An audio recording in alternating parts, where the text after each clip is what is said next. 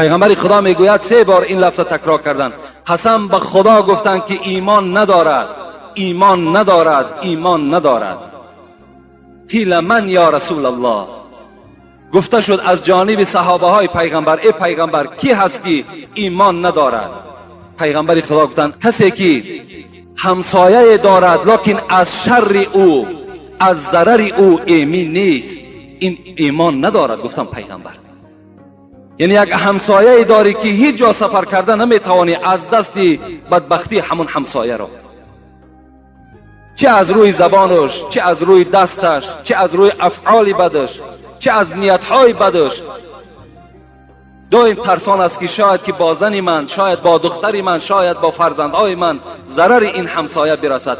اگر این گونه همسایه در پهلوی ما و شما باشد، پیغمبر گفتند قسم به خدا گفتند این همسایه ایمان ندارد.